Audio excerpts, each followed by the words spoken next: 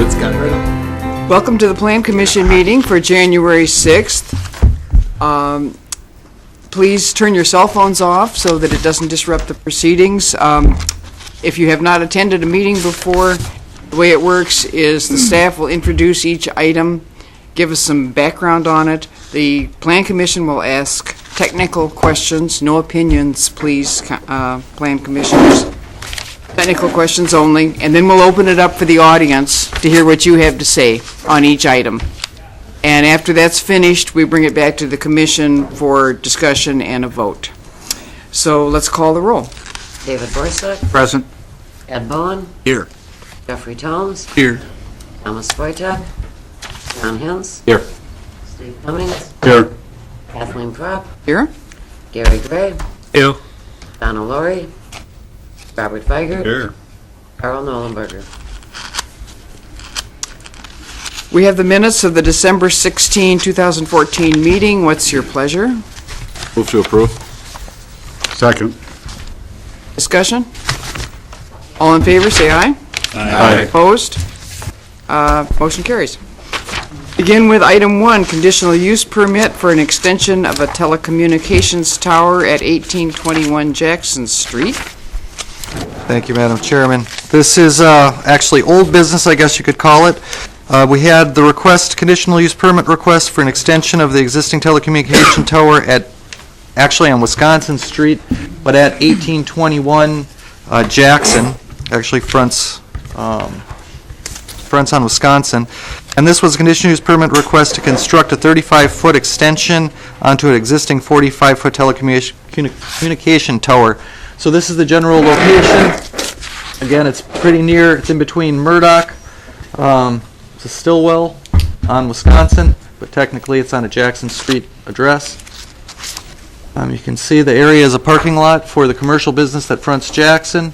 And there is a leased area on the southwest corner that has the 45-foot pole, sort of a compound area that has a telecommunication equipment and some landscaping. So basically, here's a little bit better view of it. You can see the site overview looking south. This is the site itself, and there's the facility. I'm going to run through this really quick because you had just seen it a couple weeks ago. So here's the actual site. There's mature vegetation surrounding that makes a pretty solid screen, and a fenced area as well. You can see how the tower looks from different vantage points. This is just a schematic of where it sits now at 45 feet and with the 35-foot extension, how it would look. These are some images, existing 45 with the 35-foot extension. And then here too from Murdoch Avenue. You can kind of see it here. Here it is with the extension and the general location again. Here's another monopole tower looking west. So you can see it there through the parking lot. Here's another view looking, I believe, looking north. So you can kind of see it here. It's obscured by the trees there. Once again, there's the location. Some more views. And when we came through at the last meeting, we had made a recommendation of approval with two conditions: that they allow co-location of at least 2 additional users, and that the permit holder for the tower allow co-location of at least the 2 additional users. When we got into discussion on this at the last meeting, there was discussion on legislation for cell antennas and cell towers, and what limitations are placed on the municipality and the Plan Commission and Council for what can be done, and we didn't have that information available, so the petitioner was willing to allow this to be held over to today's date. So what's included with your packet is basically a two-page memo, and I won't go over it drastically, but it addresses 3 legislative items. One is the Telecommunications Act of 1996. Basically what that legislation does is it says you can't take in environmental effects of the radio frequency emissions into your considerations for telecommunication tower placement. Then there was 2 other ones. One was the Middle Class Tax Relief and Job Creation Act of 2012, which had regulations basically saying the city or local government may not deny and shall approve any request for co-location, removal, or replacement of transmission equipment on existing wireless towers or base stations, provided that it doesn't change the physical dimensions of the tower or the base station itself. Then we have Wisconsin 2013 Act 20, and that is the most recent one. That went through the state of Wisconsin 2013 Budget Act. It modified those regulations for Wisconsin. Basically, it regulated it into three categories. One is the construction of a brand-new tower where none existed. The second is projects that require substantial modification to an existing tower or facilities, but not a new tower. That's called a Class 1 co-location. And then a Class 2 co-location doesn't require any type of construction or modification. It would be just a co-location of antenna. So this project would be considered a Class 1 because the tower is less than 200 feet, but it is more than a 20-foot increase. So it allows the city to review it as a conditional use and require a conditional use permit. However, there's massive regulations on what you can consider, and basically, I won't go through them all. You have them in your packet. But basically, it's defined as a substantial modification, so the conditional use is required. Doesn't appear that we have any ability from a plan commission or a council level to deny the permit because we can't consider in our review the suitability of the location of the tower versus any other locations in the city. We can't consider the aesthetics of the tower nor the proposed modifications to it. We can't consider the height of the tower if it's under 200 feet, which this one would definitely be under.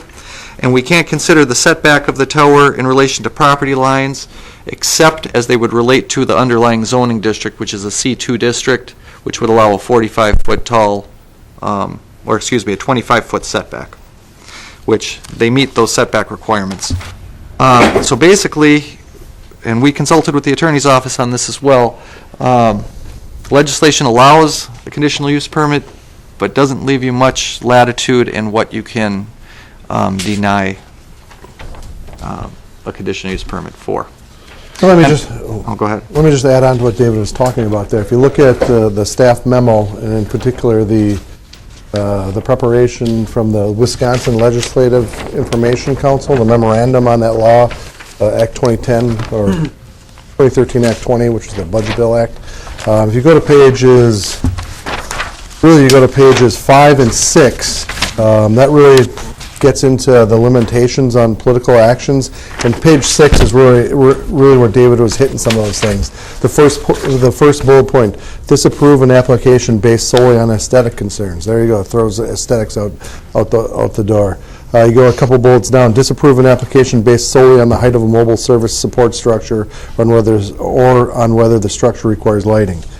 And what else was that? Impose a setback or fall requirement for a cell phone tower that is different from a requirement that is imposed on other types of commercial structures, and then limit the height of a cell tower to under 200 feet. There's several other bullets there, but those are probably the most applicable to our particular case. Basically, what David said is, they really cut our legs out from under us with that legislation. Why? And somebody's going to ask us, why are we here? Well, the state law passed. Our ordinance has not adjusted itself based on the state law, so we're still running a bit through the CUP, although the CUP, essentially we can't do anything according to this state law from what we've read and from the opinion of our council on that. So the new zoning ordinance will take care of all this, but we're still proceeding under the old zoning ordinance. Although discussions have still come in place to keep it as a CUP in case that legislation were to change. So if the ability or limitations are lifted or augmented by the state, at that point, it would open up your review authority. Yeah, that's a good point. Remember, legislation is like a pendulum. It swings back and forth depending on who's down there. So, Technical questions, Plan Commission. Jeff? I assume that there is no safety concern. I assume we can take in consideration safety concerns because of the way, if I remember right, the way this was constructed, it collapses upon itself. If it were to be blown over, correct? Right, and those are regulated, I think, primarily by the FCC. which is why they take that fall zone requirement isn't permitted, or isn't, you're not permitted to use that as a setback. Other technical questions? Seeing none, is there anyone here in the audience that would like to speak to this matter? Once more, anybody here to speak about the cell tower conditional use permit? Seeing nobody, back to the commission. Second. Discussion? Jeff? Just clarify, this is moved to approve and keeping it as a conditional use permit. Correct. I'm fine. Yes, another clarification, presuming that we still can require co-location. We can require more providers. Yep, that's still in law. Still in law. Okay. Any other questions, discussion? Call the roll, please. Ray, Oh, I'm sorry, aye. Weigert, Aye. Borzak, Aye. Bowen, Aye. Jones, Aye. Cummings, Aye. Hintz, Aye. Prop. Aye. Motion carried 8-0. Item 2, residential design standards variance request for the closure of one window on the west side elevation of a property at 416 West 9th Avenue. Thank you. As was stated, the applicant, Casey Bennett Construction LLC, is requesting approval of a variance from the city's residential design standards to permit the closure of one window at 416 West 9th Avenue. The subject property is located on the north side of the 400 block of West 9th Avenue and is approximately 4,500 square feet in area. The lot contains a one-story with attic single-family home, which is pictured on the screen, and an open gravel driveway that is existing. The primary structure on the lot was constructed in 1887 according to the city assessor records and was purchased in December of 2013 by Excel Properties, LLC, from U.S. Bank National. The 400 block of West 9th Avenue contains predominantly single and two-family uses, with all immediately adjacent uses being single-family owner-occupied residential. The surrounding area is zoned R2, two-family residential district. Additionally, the 10 and 20-year land use maps included in the comprehensive plan recommend the site continue to remain residential in the future. Before we go further, I want to just briefly review the applicable ordinance provisions pertaining to this request. As you're all familiar, the residential design standards were approved just under a year ago in February of 2013.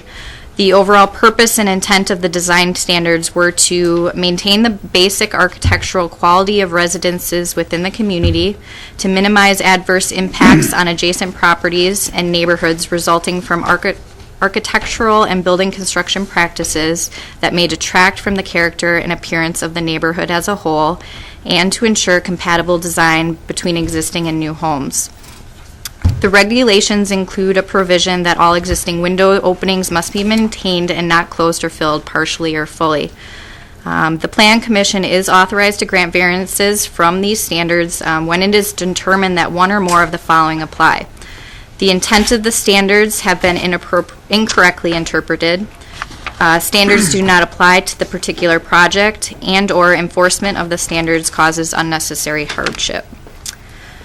To provide a little background on this request, the applicant was issued a permit by Inspection Services Division on September 2nd, 2014 to replace all existing windows, repair the front porch, and replace existing kitchen cabinets and countertops. As a condition of permit approval, the applicant indicated that all existing window and doors would be located in the same location. It would not be partially filled or closed. During an inspection of the subject site on December 4th, 2014, an existing window located on the west facade, which is currently in question and you can see up here on the screen, was found to be boarded up and intended for removal. Staff spoke with the applicant and indicated that the window would need to be maintained per zoning ordinance requirements, and permit approval or a variance request to allow its closure would need to be approved by the Plan Commission. The subject window is located approximately 12 feet from the front facade, 30 feet from the property line, and approximately 25 feet from the neighboring structure to the west. In their application, the petitioner indicated that the property is intended to be used as a rental once the work has been completed. The primary reason given for the window removal is because it is located within the bathroom within the shower. During discussions with staff, the applicant indicated that the retention of the window in the shower area of the bathroom will cause an unnecessary hardship as the bathroom is being remodeled to include a shower surround that will be placed on the wall where the window is located, and a bathroom vent would be installed to mitigate moisture issues. As of today, no permit has been requested or issued for this work. Since speaking with staff, as you can see here, this is the site as it exists today. The applicant has continued with fully closing the window and covered it with replacement siding and primed the entire home. Staff evaluated the proposal and impact on the design of the home in regard to the purpose and intent of the design standards as they relate to preserving its architectural integrity, as well as potential impact on the adjacent properties, the neighborhood character, and the curb appeal of the block. When visiting the site, it was found that homes in the area, which you can see up here on the screen, have predominantly been unaltered and retain their original design characteristics. Staff feels the location of the proposed window closure is visible while traveling the corridor. The subject property is located on 9th Avenue, which is a heavily traveled gateway into the city, and the proposed window closure would or essentially has created a partially blank wall on the west facade. Additionally, according to the applicant, the property to the west would be impacted only to the extent that they would no longer see a window on that side of the subject property.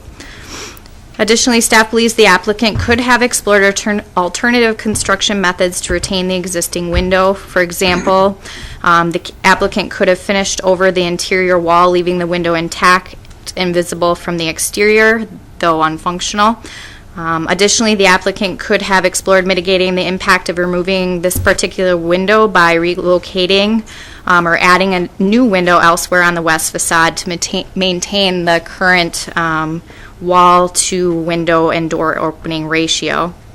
Lastly, the applicant could have taken advantage of modern construction materials to mitigate moisture issues that could arise from having a window in the shower.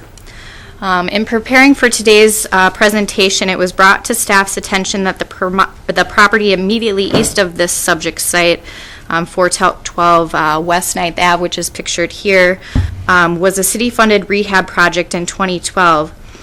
Similarly to this project that you're considering now, the property owner was undergoing a bathroom remodel. In this instant, 2 bids were obtained, one to eliminate the existing window in the shower and reside the exterior. Again, this was prior to the design standards being approved.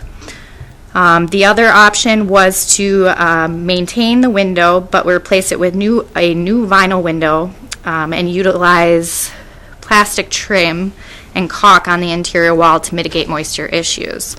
In this instance, both options would have had exactly the same cost to the property owner, and the property owner chose to retain the window in this instance.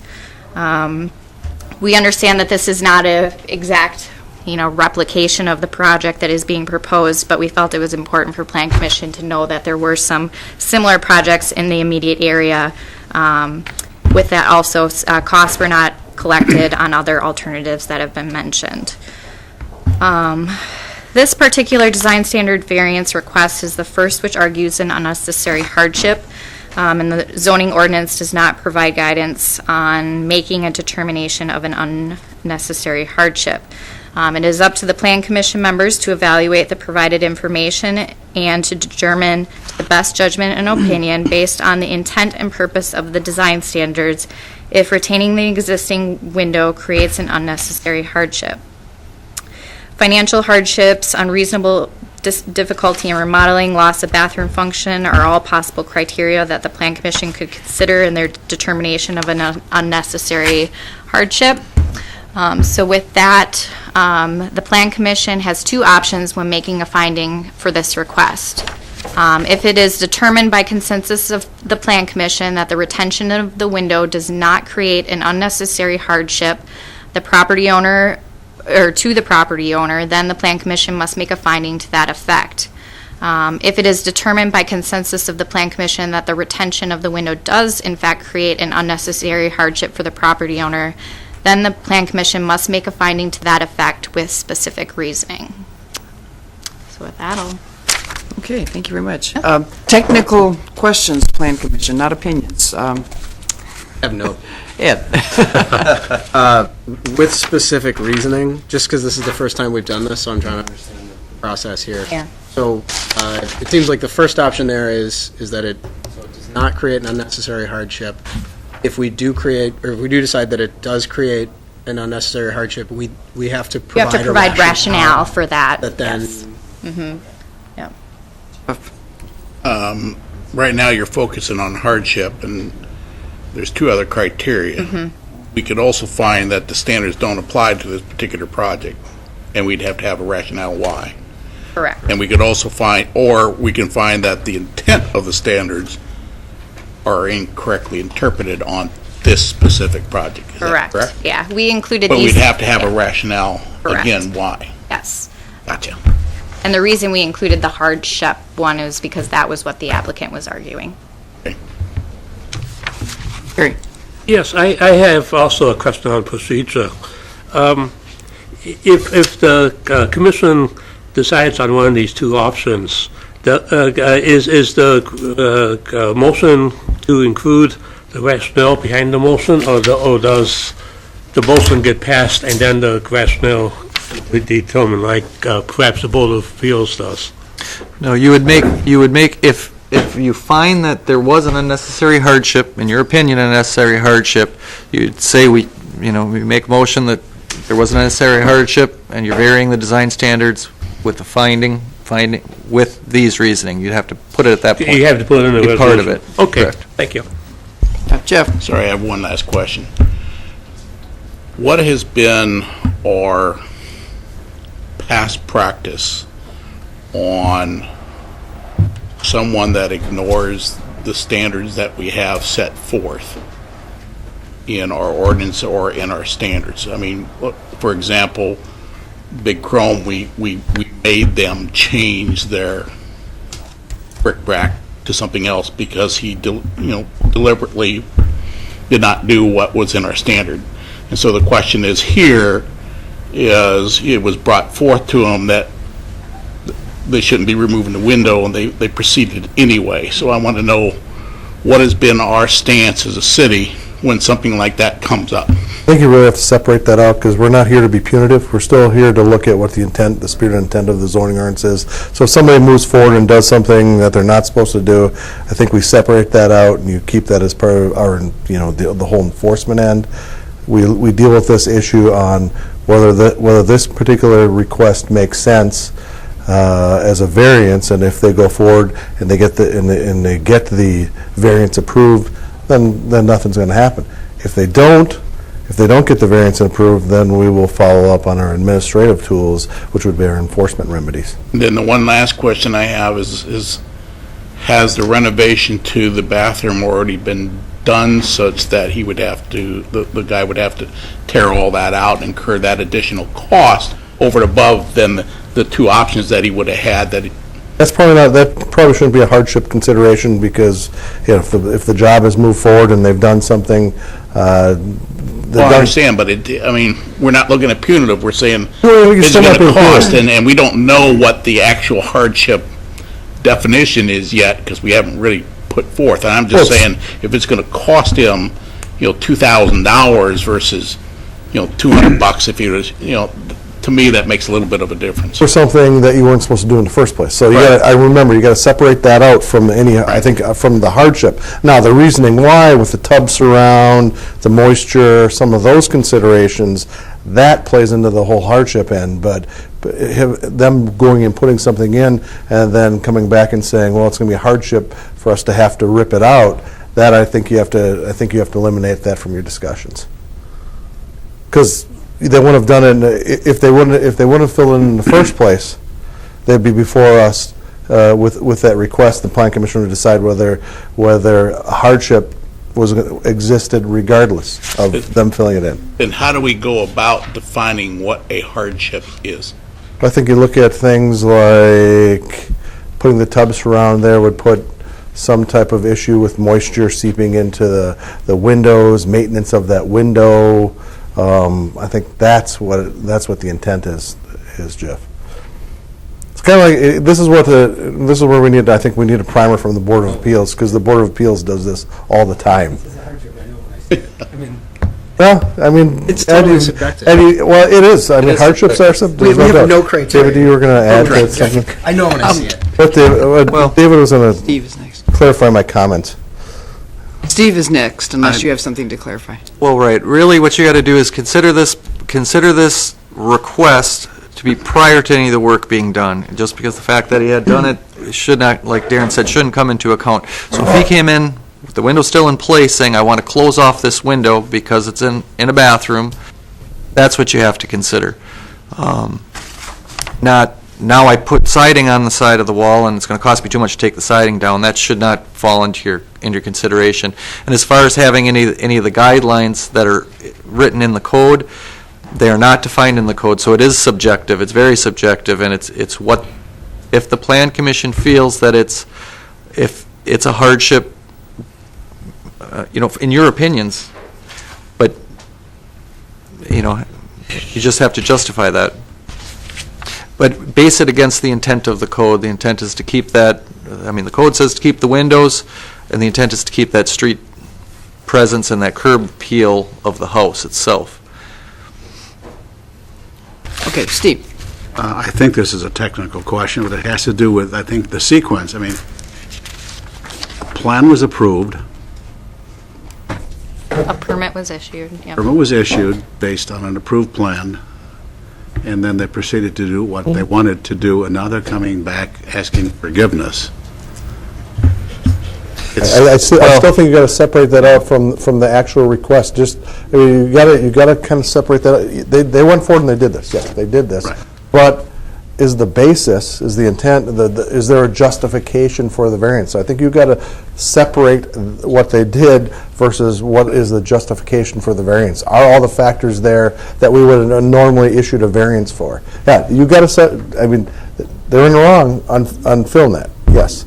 But is there a justification to allow that side to be covered up? Yes, I'm hung up on the fact that something was approved, I know. and they went off and did what they wanted to do anyway, so why even bother to come and get a permit in the first place?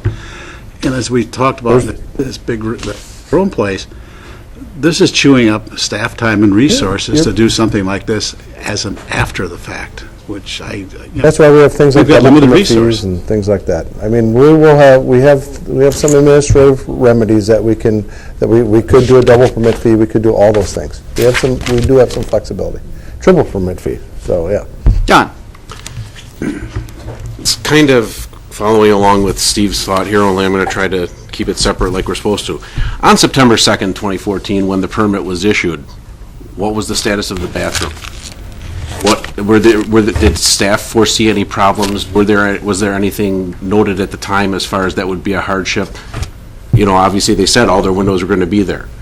At the time of the permit being issued, this is taking all of this other stuff out of the equation. Was the bathroom set up an issue at that time? Was anything stated by the petitioner at that time? Was there anything foreseen at that time?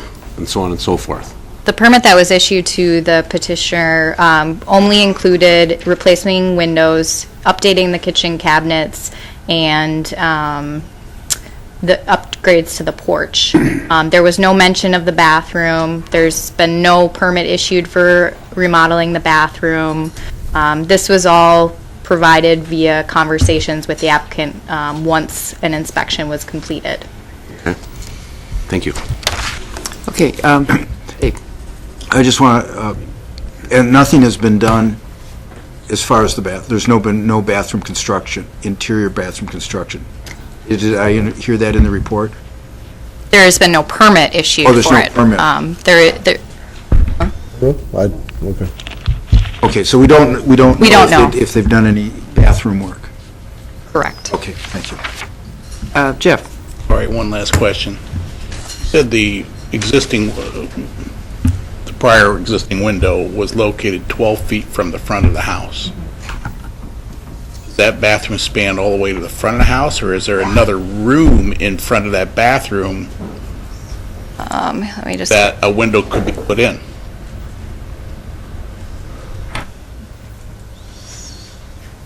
One more, sorry.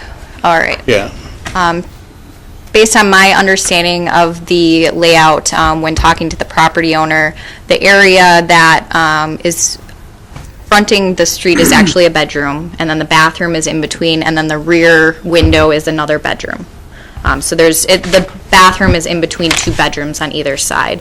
I did ask that same question, and he said he could look into it, but it wasn't really a desire of his to add an additional window. He was just looking for the closure.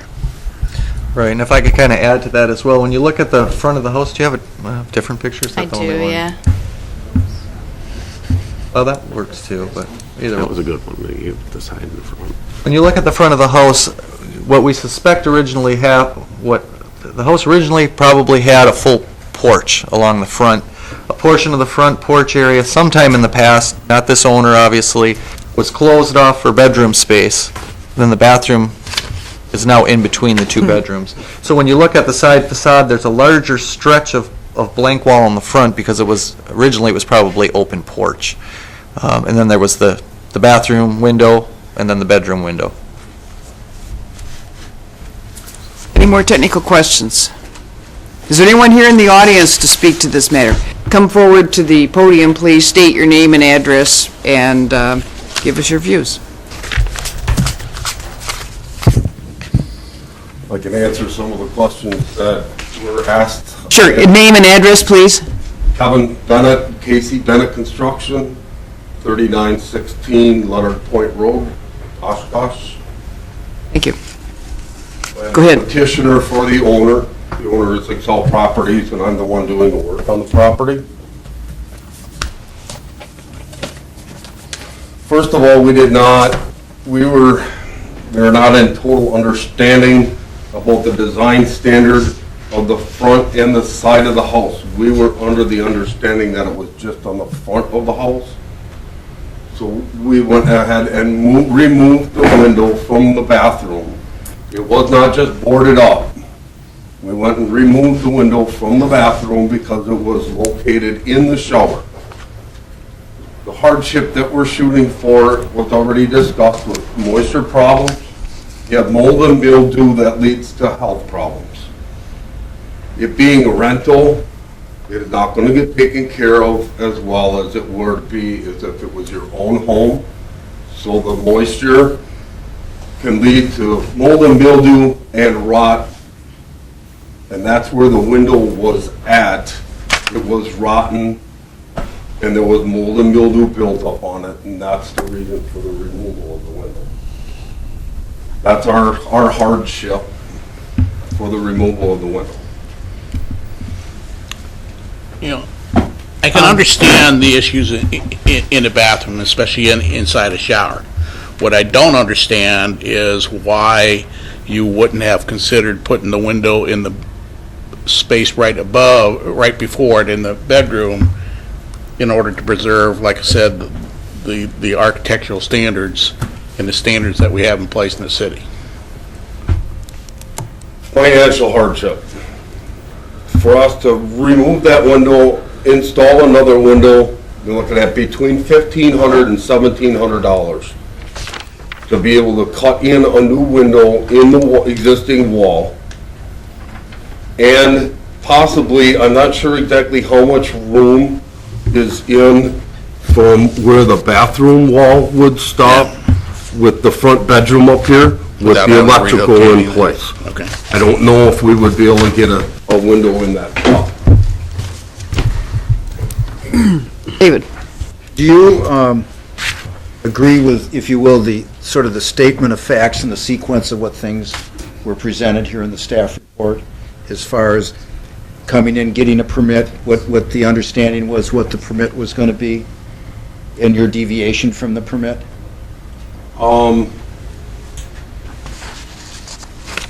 The only thing that we deviated from the permit, and I didn't think we needed to, was the shower surround that we installed.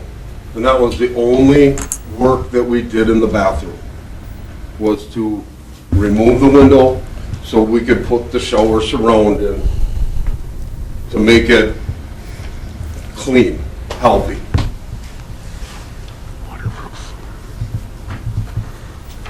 Other questions of the petitioner? So, my question, the shower surround is installed. Yeah. So your bathroom, I drove by, there's a sign, it's for rent. The place, as far as you're concerned, is ready to be rented. Not ready to be rented, no. Okay. It's still being, I believe the painters are done. I haven't been there in probably a couple weeks. There may be some trim work to finish up, appliances to put in. I don't even think the flooring is installed yet. Okay. But the bathroom is finished from your point of view and Except for ready flooring and for flooring? stuff, yes. We didn't do much work to the bathroom. Like I said, all we did was remove the window, insulate it, close it in, and then install the shower surround. Do you agree with this statement? I think David asked you, but it says, as a condition of permit approval, the applicant indicated all existing windows would be located in the same location and not be partially closed or filled. I don't recall that, and this might have been an afterthought. Honestly, I basically do what the owner tells me to do. But if that was stated, I didn't remember when he said take out the window. Otherwise, I would have said, we gotta go talk to the city about the window, and then we would have found out about that. Okay, David? Because you led into this and you said you were doing at the direction of the owner. Who is the owner? Excel Properties, Yeah, who is that? There's got to be a person. Rainey Schmiel.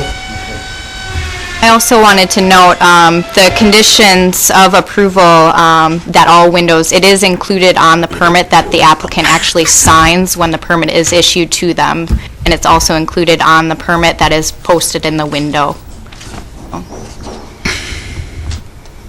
The permit is posted in the window. The condition that all windows, it is included on the permit that you sign. As far as no partial removal or removal? Okay. Any other questions for this gentleman? None right now. Thank you very much. Anyone else here to speak on this item? 416 West 9th, the window. Anybody else here to speak? Okay, back to the commission.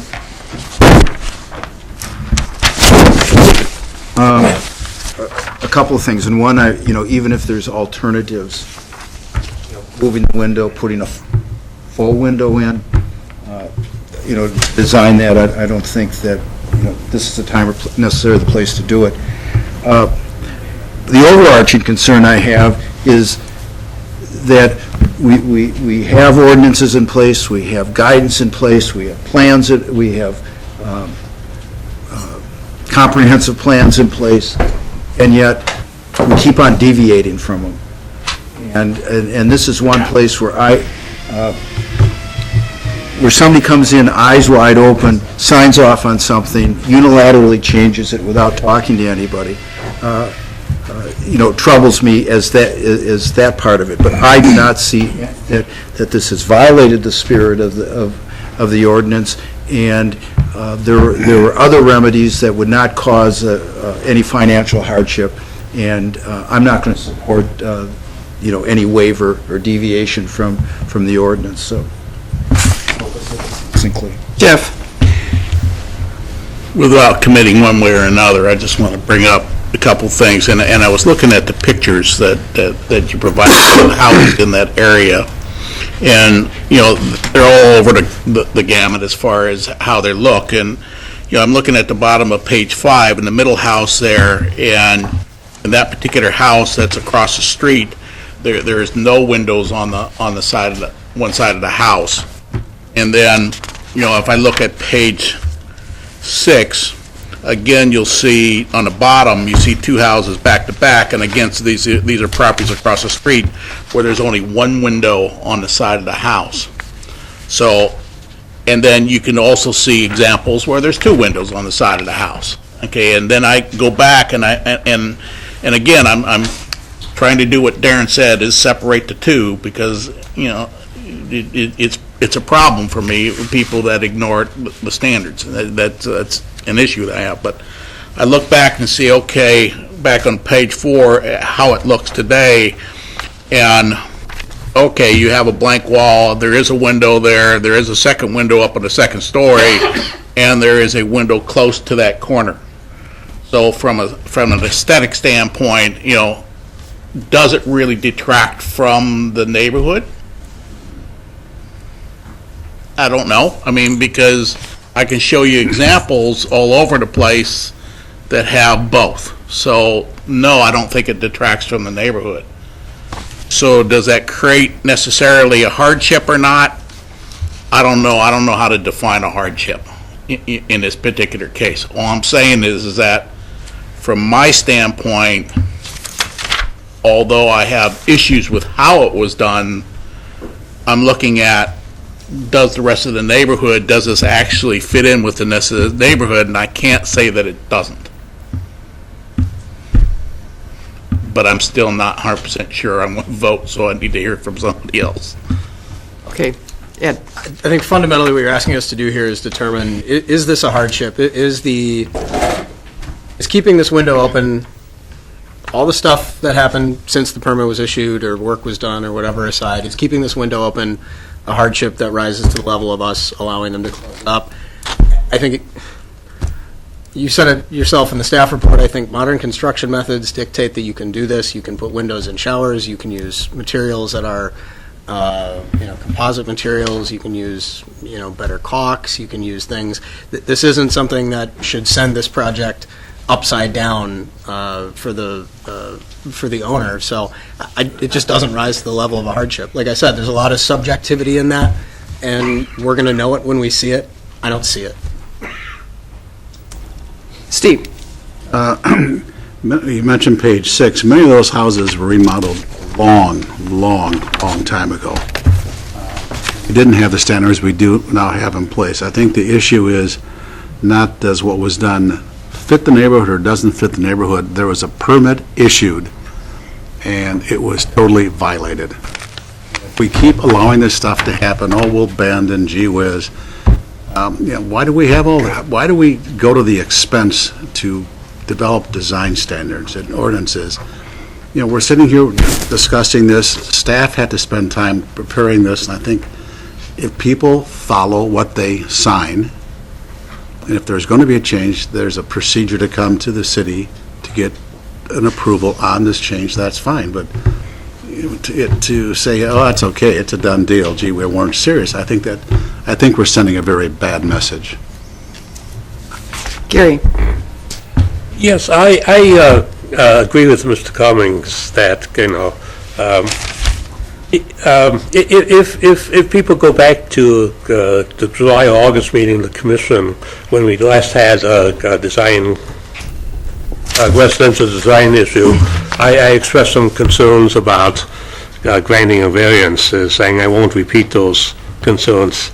However, I think in order to give a variance, it needs to be a substantial reason, and unfortunately, and I understand that, it may include additional money, but there is no substantial reason to give the variance in this case. Okay, Bob, did you have a... Yeah, the only question I had, I know that the building permit wasn't followed as written. Is there a requirement when he installs this shower surround to have a plumbing permit for that? Or was it existing plumbing that he didn't have to do anything with the plumbing? Just to install the shower surround, I don't believe would require a permit. But with closing off the window and potentially other improvements, it might rise to the level of more than $1,000 that would then require a permit. Additionally, with the closure of the window, a vent would have to be installed, and in fact, has been installed inside. I'm not sure if that would require a electrical permit, but it may. Or not electrical, but a permit. And so, just as a, I guess, back to technical questions, we would make a motion that we would make a motion that retention of the window does not create an unnecessary hardship.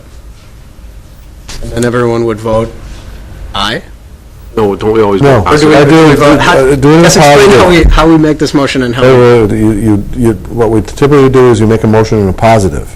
If you're not supportive of the request, then you vote against it. Okay, so we'd make a motion to grant a hardship variance.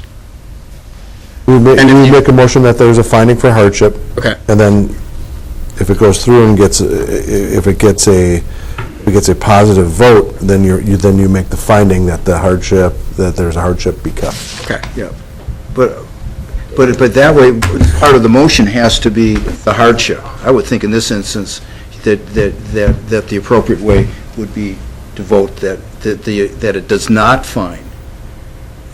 raise the level of hardship, because there is no list, otherwise you have to have this whole bill.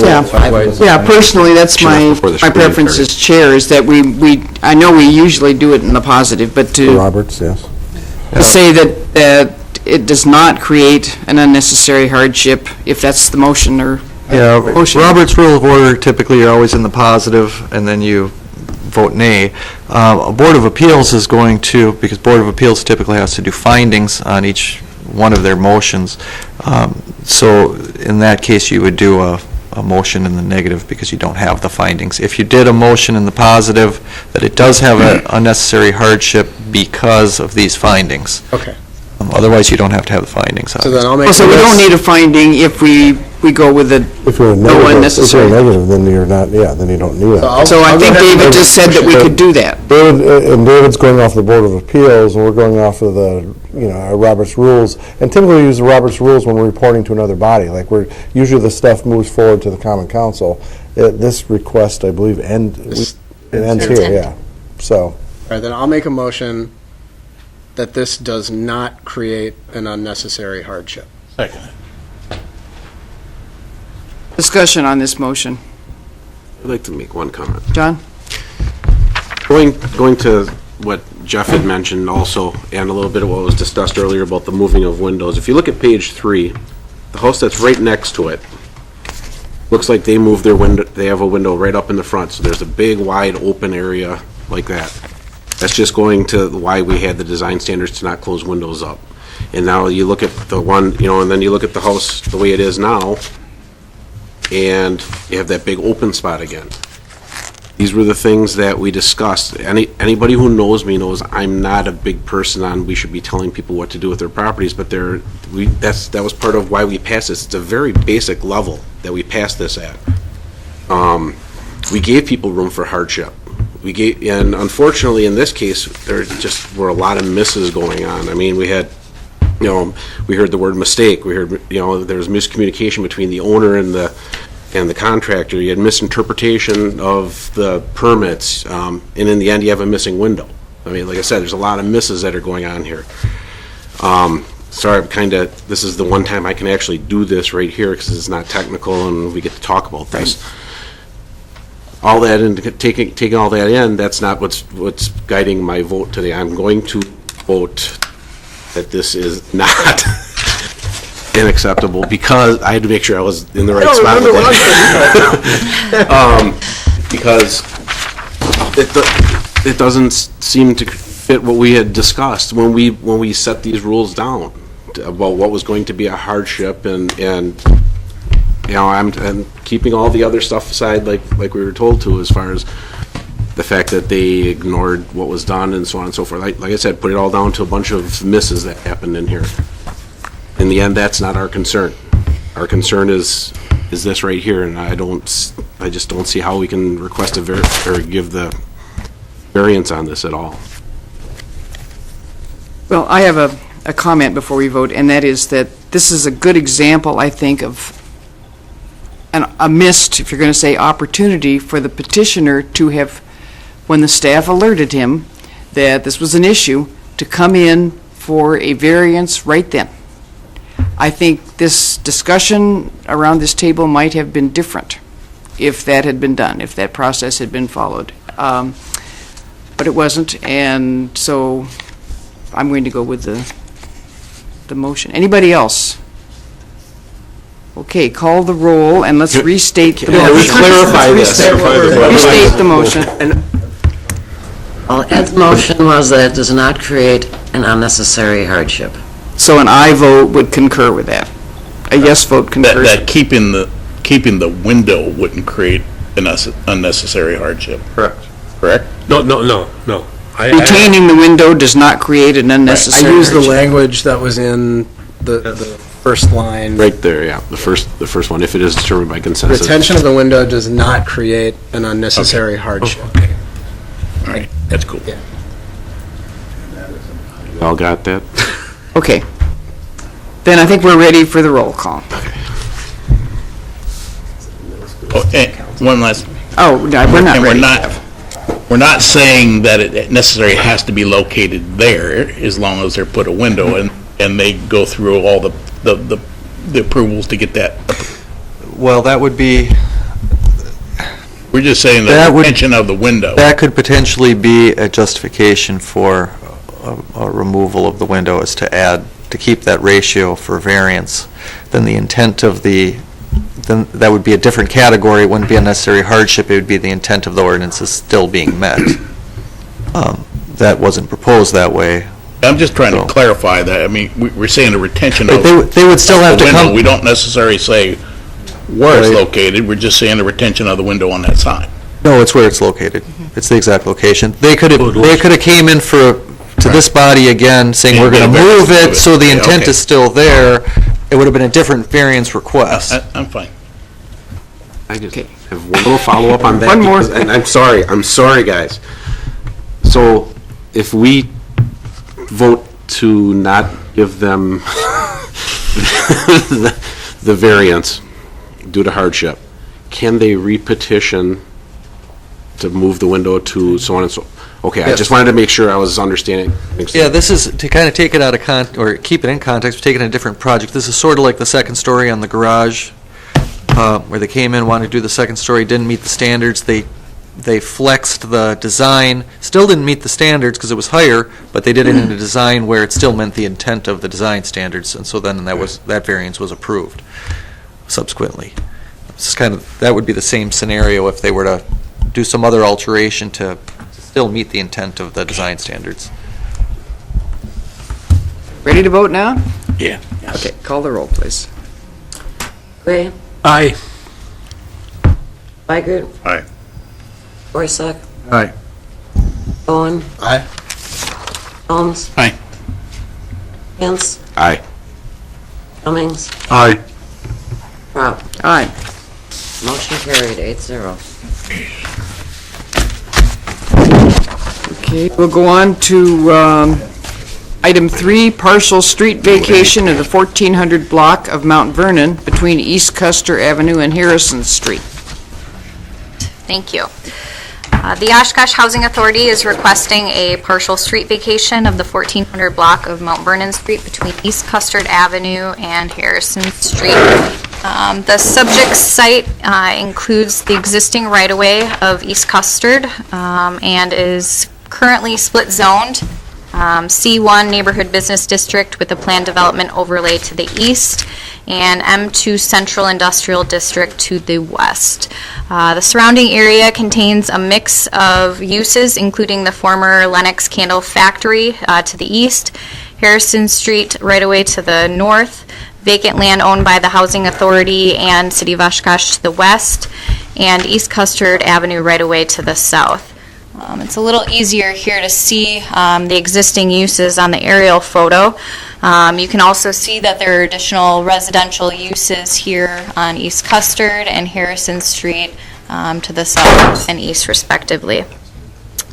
The area to be vacated is approximately 60 feet wide by 142 feet deep and 8,400 square feet in area. The properties adjacent to the partial street vacation are both owned by the Oshkosh Housing Authority, and it has been noted earlier, contain the former Lennox building, which you can see here on the east of the site. And then to the west here, you can see this yellow line. That's the east or western boundary of the Housing Authority's triangular vacant lot that is owned. There is a small strip of city-owned property here, and then to the north is the existing right-of-way that would be retained by the city of Oshkosh in the future for likely potential stormwater management. Here's another view of the site. The Housing Authority plans to redevelop the former Lennox Candle Factory building east of the proposed partial street vacation. The applicant has stated that the partial street vacation is necessary to apply for special funds available through Wisconsin Economic Development Corporation. The funding is provided to assist with renovation of property that is over 5 acres in size. Should the request for this partial street vacation be granted, the future redevelopment site would then exceed the 5 acres required and allow the petitioner to apply for special funds to the redevelopment site. As existing, the current Lennox redevelopment site is about 4.88 acres. The Department of Public Works does not have concerns with the vacation, but did note that there are existing underground public utilities. Per state statute, the city will continue to have legal access to the facilities for maintenance, construction, and repair. Therefore, no easements will be necessary at this time. Additionally, staff feels traffic in the area will not be impacted by the partial street vacation, as the subject site is the only property. The subject site, to the east is the only property that is serviced by this road. And also, it will allow for the necessary acreage to meet the potential funding requirements to complete future redevelopment of the petitioner's property. And for those reasons, staff is recommending approval of the partial vacation of the 1400 block of Mount Vernon Street between East Custard Avenue and Harrison Street as requested. Technical questions, Jeff? Did the city attorney look at this, that the only reason that we're vacating this is for the redevelopment authority to get access to Housing authority. state funds? Excuse me. Different entity. The housing authority to get access to state funds, tax credits, whatever it is. Did the city attorney look at this to make sure that this is legal to do this for that particular purpose only? Yeah, the city attorney reviewed it, as they do with the attorney's office reviews every one of our petitions. This project at one time that had multiple leasing on the site. Some of the buildings have come down now, but because the roadway was servicing multiple users in the past, it was always felt to keep it. There was never been a request to vacate it. It just happens that the vacation request, whether there was a grant application here or not, the city's opinion would be the same. It's not servicing anybody but this private property on both sides. But even if it gets redeveloped and they want to use that access again to... They would use it as a private driveway if they kept it as access. There's advantages to vacating roadways that are not used, may have been used by multiple properties in the past.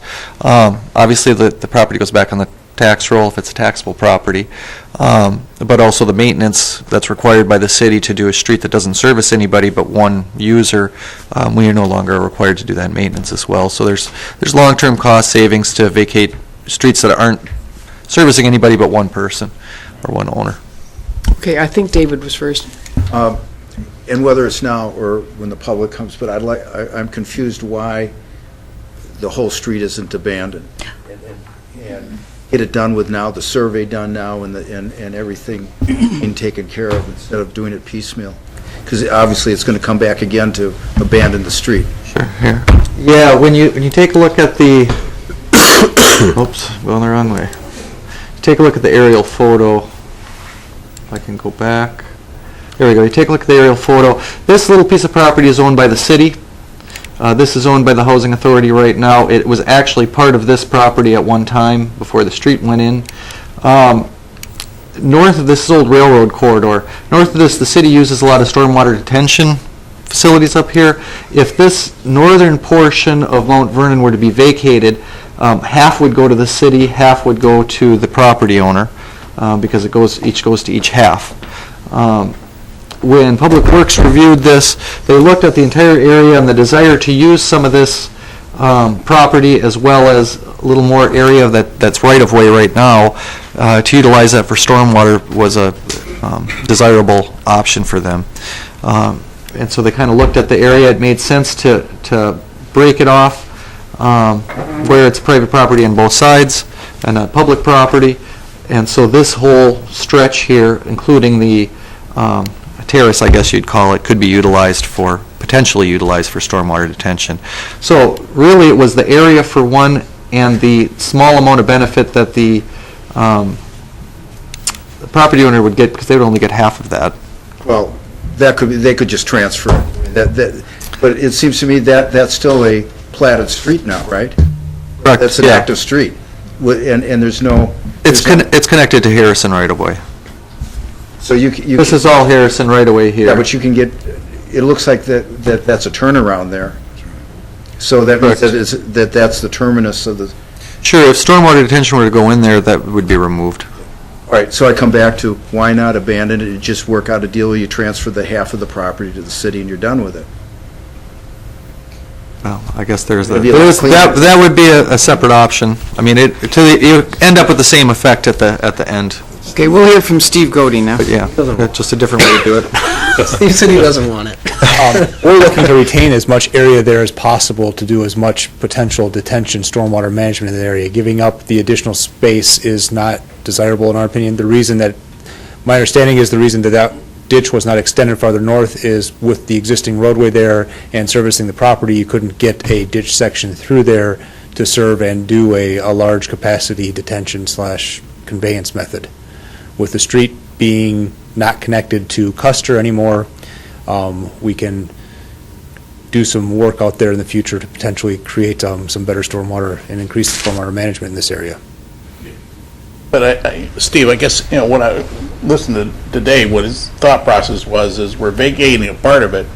The city still has to maintain the other part. Why don't we just vacate the entire amount and have a separate agreement with the owners of the property to give that back, that piece that they don't need, back to the city, so we can get rid of the entire street at once? I guess that's the question. You're saying you just want it turned to turf? Yeah. Well, it doesn't necessarily have to be turf. I mean, the existing property owner may use that portion that they have as a private drive. But if all I'm saying is that we're going to have a portion of a street that's now not connected, or that's still the city's responsibility, and it doesn't make a lot of sense. We would probably go in with our streets crews and just work on getting that eliminated. It's not going to be an accessible street. It's not going to be a usable street. It will not need plowed. It will not need maintained. If anything, it's going to need to be turned to turf, and it can be maintained the same as the rest of the right-of-way is by the city through that area. Okay. Steve, did you have a question? I'll just make a comment that as far as I can remember, that has never really been a street per se. It's always been access and for employees of what used to be the White Carpet Company. It was never, it's just a turnaround. It's not really a street. Okay, Gary. The request on the agenda today is justification of part of the street, right? As opposed Correct. to Correct. What's outlined in blue. redevelopment of new housing. Correct, yeah, that'll be a separate. Okay, second question I have, or second well, first question, whatever. It's my understanding that the factory is in a planned development. Is a residential development possible in that planned development, or are we going to come back, or is the staff going to come back with a revision of the existing planned development or a new planned development for this location? Well, at this time, there's been no application submitted for any future development. It's all speculatory, so until we receive any additional information from a petitioner, I don't know. I guess, do you have anything to add to that? But theoretically, my guess is that planned development was for the factory and not for the residential development. So my guess is that sometime in the future, they will come back. That's correct. Correct. Okay. Other technical questions? Seeing none. Anybody from the, Jump the gun, sorry. offsides penalty. Anybody from the audience that wants to speak on this matter, please come to the podium and give your name and address. Sue Van Hullingen, Executive Director of the Oshkosh Housing Authority. I really don't have a lot to add, but I just wanted to be available if anyone had any questions for me. Pretty much everything Elizabeth said is what we need, so that was all. Questions for the Housing Authority? I have a quick question. Gary? What kind of timeline do you have in regards to, are you talking about something in 2015 or something, maybe in 2015, maybe in 2016? And Yes, we're waiting for, we've applied for historical designation of the property, so it kind of will depend on that. Okay, So good luck. I'm very hopeful that we'll be coming in 2015 Okay, good luck. Thank you. more. I just have a comment. Thank you very much. It looks like it has real potential. Anybody else here to speak on this item? Seeing none, back to the commission. I will make my motion. Second. Sorry. Motion to approve, okay, and Yes, I second. motion to Discussion? Call the roll. Oh, Gary? Wait a minute, I just want to make a comment.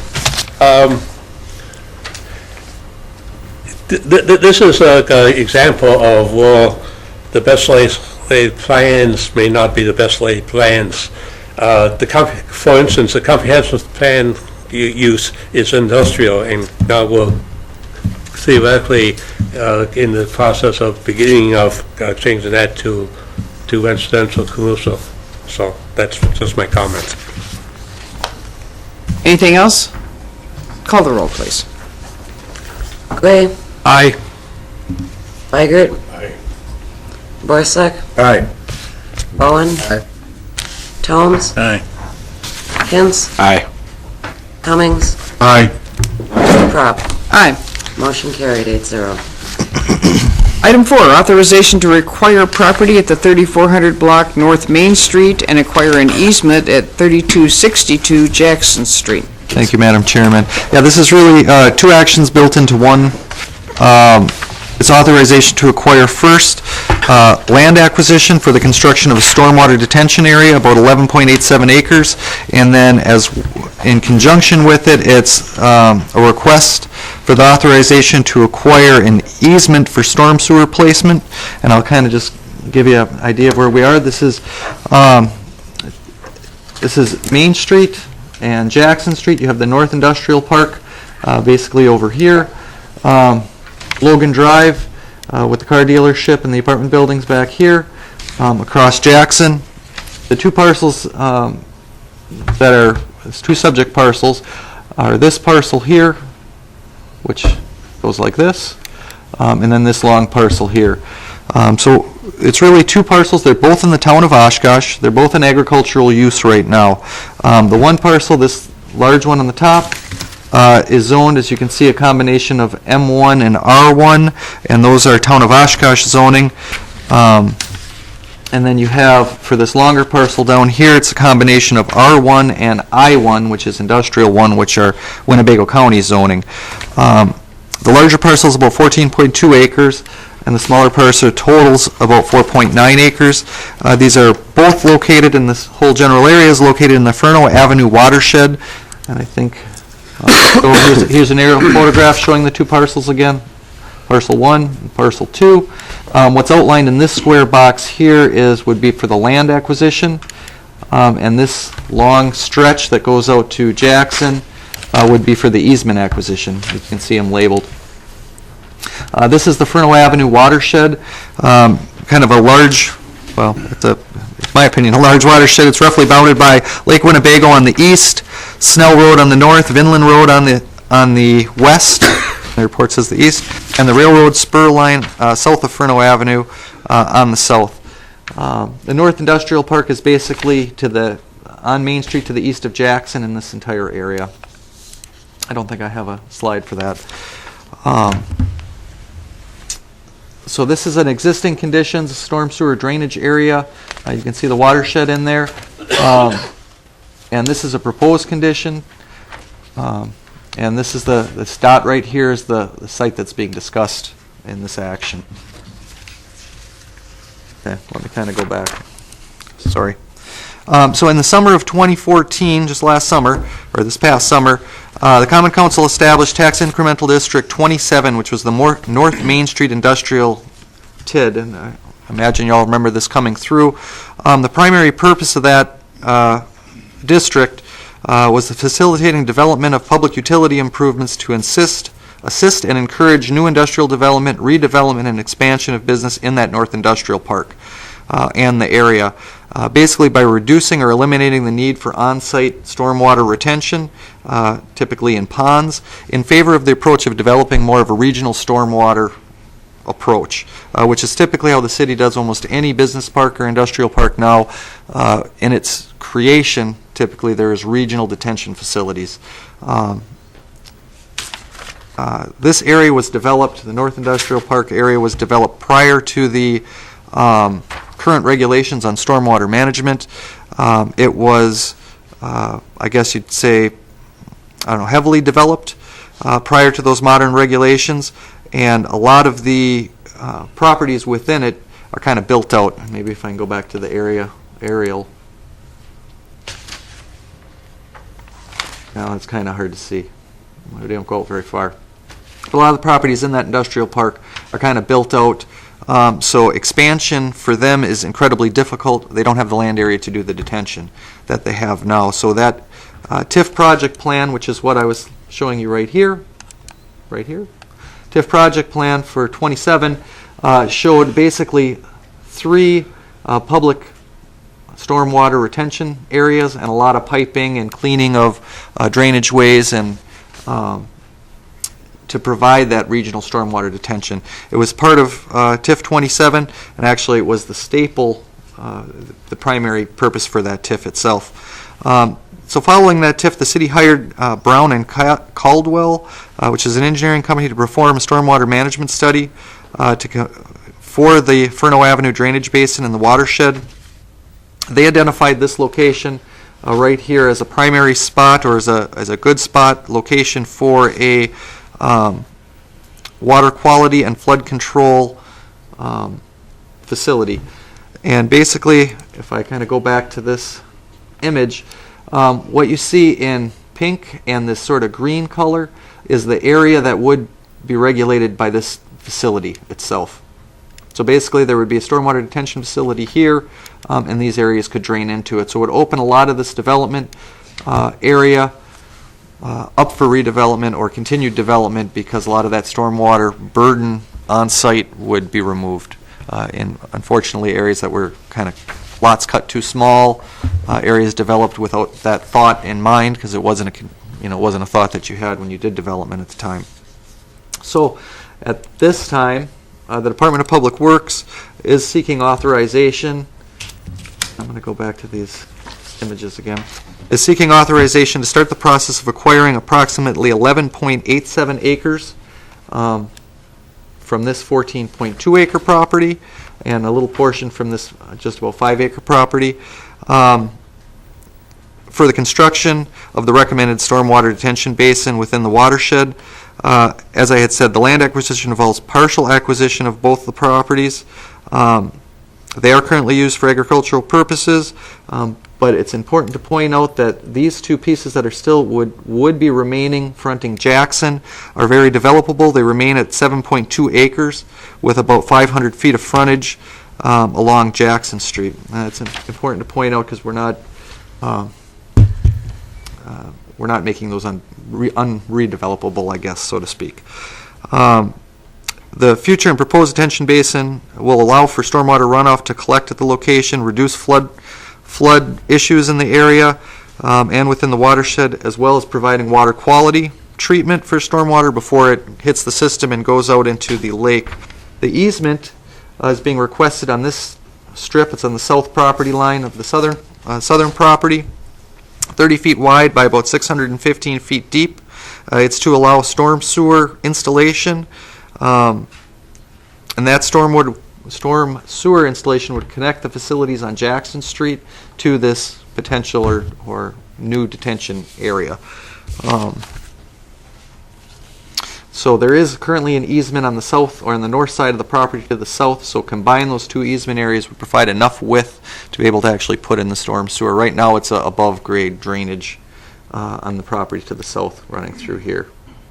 So Chamco and the Department of Public Works have, through letter and telephone conversations, been talking with the owners of the property.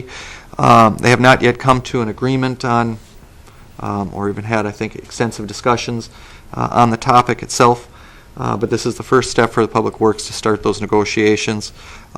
Staff supports the land and easement acquisition requests. They will facilitate the construction of necessary public improvement to alleviate stormwater flooding, provide stormwater quality for the watershed as a whole. The development of the infrastructure will also encourage and promote development, redevelopment, and expansion in the North Industrial Park area, also along Jackson Street and parts of Main Street. The requests are consistent with the comprehensive plan in that it recommends the promotion of continued manufacturing development and the promotion of infrastructure to support that type of development. And then lastly, as I had mentioned, the acquisition of the land would retain enough area in the private property for quite a large development on 7.2 acres and enough frontage on Jackson to keep it a viable property. So with all that being said, planning staff is recommending approval of the proposed land and easement acquisition as requested. Technical questions, Jeff? A couple questions real quick. Is it the planning commission's responsibility to recommend acquisition of land to common council, or is it to say that the land acquisition, the land being acquired is within the meets with the comprehensive plan? Which would address it.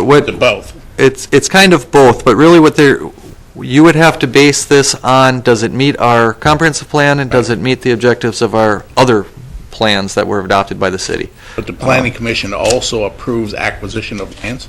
Yeah, that's it's a statutory provision in the Plan Commission function and responsibilities that the Plan Commission approves or recommends to the council acquisition of lands and easements. Okay. Right. It's up to the council to actually approve the. And then the second question, this is approval of the acquisition of the land. Seeing that there has not been an agreement yet put in place, is this an approval of any method used to acquire the land? It's just acquisition of land. We stay away from condemnation, any of that. It's acquiring the land, period. That's it. It allows the Department of Public Works the process of negotiating to acquire the land, whatever that takes. Yeah, and how the council moves forward with that. This is just simply from our standpoint. It's a planning function. So we don't care how the acquisition is done. We're just saying we're recommending to acquire the land. The common council then approves that and then approves whatever method is going to be used to acquire the land. Yep. Gotcha. Gary? Yeah, a couple days ago, I went up Main Street, street to see where this location is. And I had a little bit difficult time. And I was wondering, is it possible for the staff to point out the location of where Bemis packaging is on one of these maps? So I have some kind of idea. Well, I think it's across from public service, isn't it? Bemis, I believe, is this area. Okay. One more to the south, David. This one? Oh, okay. Okay, thank you. Second question. Does the city need to get approval from the county and the town of Oshkosh to? Oh, I guess they don't. I'm sorry. I will withdraw my question. I didn't ask. That's all, Madam Chairman. Okay. Technical questions, anybody else? Anybody here in the audience that wishes to speak? Come to the podium and state your name and address, please.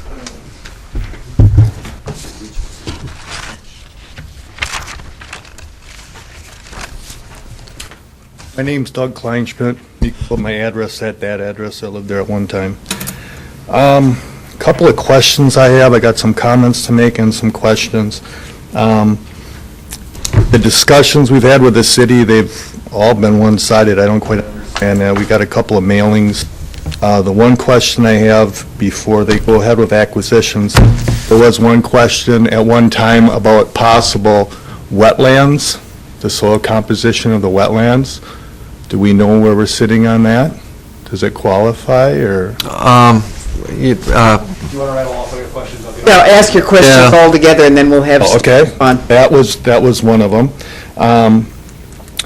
The next question is how the actual parcel got doubled from the last meeting when I was here. The last meeting was 460 feet by 460, I believe. It was just less than 5 acres, now it's 12. And the next thing is, in the past, what kind of screwed that whole area up is the covering of this open waterways. And now it sounds like you intend to cover the only one that's draining that whole area. Another thing that was made in one of the letters we have, a comment that was made was, this is here to service the upstream customers. Each way is downstream. This is the highest property back there. It always has been. As far as opening the property up for new development, the areas that were shown to the north, buildings touch the Exeter property. The only one you're servicing is Bemis across the street, and they had their option to put their retention pond under their parking lot. So I'm just a little confused on why the size got doubled. As far as the variance, I don't think we'd be interested in that at all. That's just kind of like buying a car with a salvage title on it. The easement, we still own the property, we still get to mow it, we still get to pay taxes on it, but you can't plant a tree on it, you can't build on it, you can't do anything on it. So that would kind of be a definite no. Another thing is, you have city property to the south and west that you could put this on. You're taking some land base that my father's paid taxes on for 65 years, you're taking it out of the tax base forever. So that doesn't make a whole lot of sense to me either. I think that's about it. Any questions for this gentleman? I guess not. Thank you very much. Want to address some of those Go ahead, Steve. Unless there's somebody else, I didn't see him. To address the possible wetlands, I did send a letter asking permission to get onto the property to try to do a wetland delineation this fall. We were not granted permission at that time.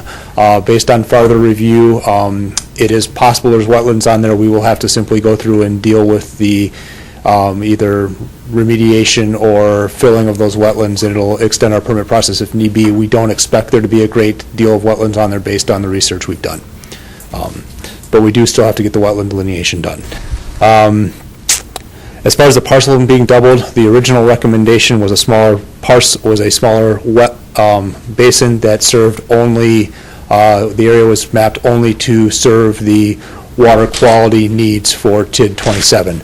Upon expanding it to the entire watershed study for the watershed, the larger area is needed to maintain flood control for the entire area, as well as additional water quality for upstream properties that will drain to this. As far as upstream properties, Topography-wise, it may be the highest one, I'm not sure about that, but with the drainage pipes and where the pipes drain to the open drainage way that runs along the south side of the property, the stormwater flows that way today, and this provides an opportunity to get the stormwater into the detention basin. The open drainage ways, there are still numerous open drainage ways through the area. Some of them have been rerouted over the years.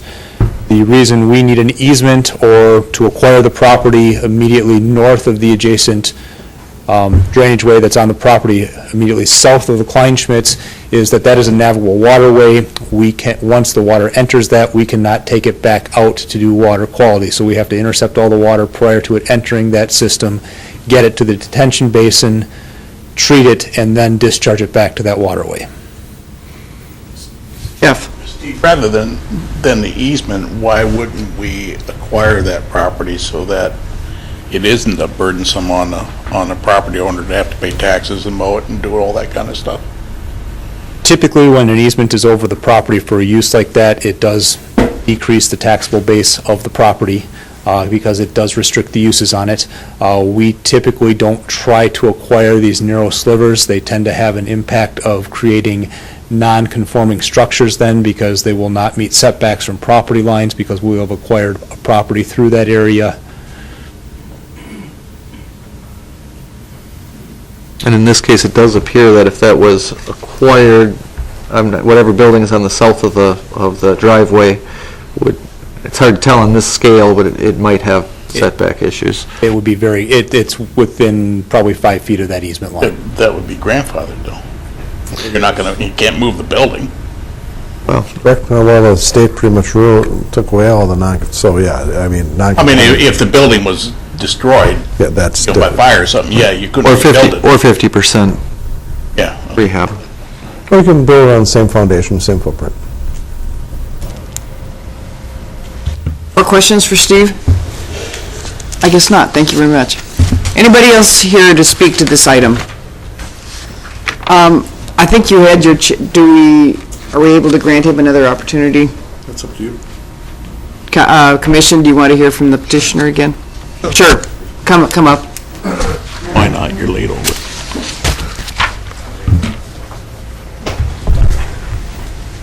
I guess I stated last time too, we have no interest in selling. As far as the viability of the development of our front property, I think you lose a whole lot by not having our Jackson and Main Street access. This is basically my retirement plan, or part of it, and my family's. We've held on to it, like I said, for 67 years. As far as what we heard last time, intimate domain, betterment of the community, it's not the betterment to my community. So that's about all. Okay, thank you. Anybody else wants to speak? Seeing none, back to the commission. Discussion? Second. Motion and a second. Any discussion? Seeing none, call the roll. Gray, Aye. Weigert, Aye. Borsuk, Aye. Bowen, Aye. Jones, Aye. Hintz, Aye. Cummings, Aye. Fox. Aye. Motion carried 8-0. Anything else to come before us? Stephen? A request from Oh, so, yeah, that's right here. the other David has. This David has something right More now. important, David can speak. Yes, sir. After the election, the April election, can we have a workshop session with the new council and the plan commission? Sort of go over what the direction of the function is going to be at some of these plans that we have, but keep on seeming to deviate from. And just that we're all on the same page. That I think we can do it.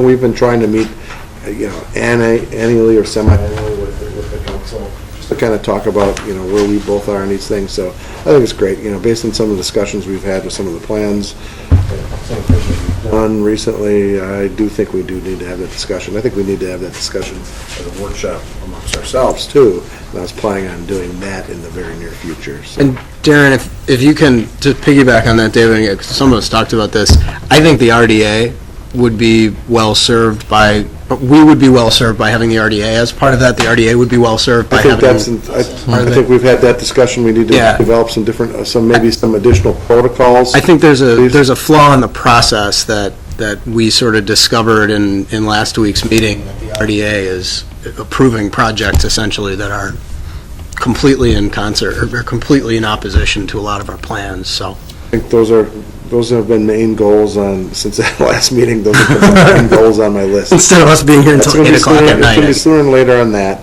Yeah. David, the other David, has another announcement. Oh, yeah, I just wanted to, we brought up a lot of times redoing the zoning code and so on and so forth. It looks like that, most likely, 99% sure the date for the first revision of about a fourth of the code, draft code, is going to be January 22nd, and then I was hoping in February, one of the meetings in February, to have a workshop and just kind of go over what the stakeholders said and go over the sections. The sections that we'll be looking at are the new zoning districts, because they're much different than our existing, the land use regulations, the bulk regulations with our setbacks and height, and the nonconformity.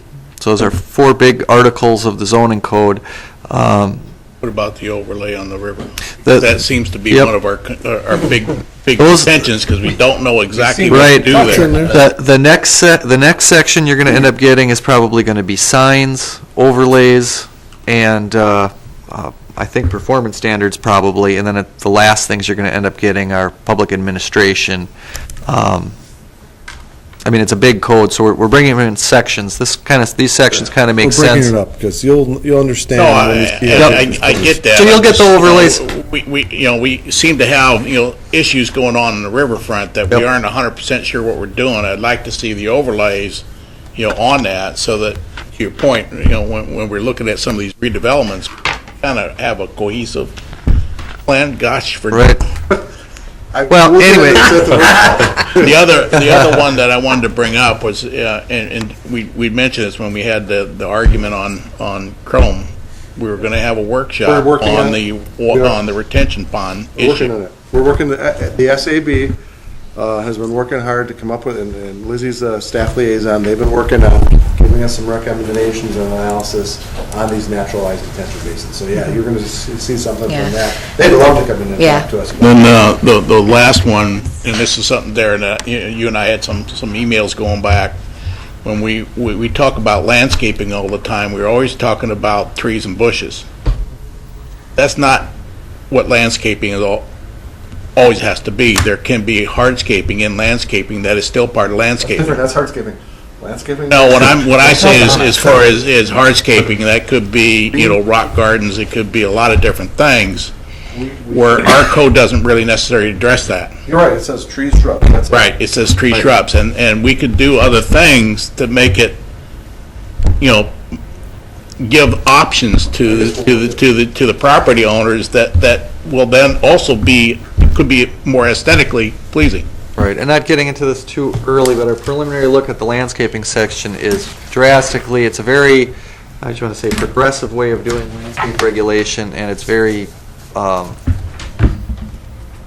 user-chosen, so to speak. But stay tuned with that. That's not going to be in the first section for the workshop in February, but I think landscaping will probably be in the second module we'll bring. We'll bring 3 modules through. You're going to have your work. Yeah, it's the first 4 modules are about, what'd you say, 170 pages, something like that? I would respectfully, first 4 That's nothing. modules. I would respectfully request that we not have a workshop on the end of a long meeting. Okay. Even a separate meeting. If we have. We're never going to have one then. Even if we have to do a sidewalk. Separate meeting, maybe? Something where we have longer to digest 170 pages worth of stuff in. Right. Right, I mean, little pieces. Yeah, Try okay. not to. You get it ahead of time. We'll try not to. Make a motion to adjourn. Hey, is there a second? Second. All in favor? Aye. Thanks, everybody.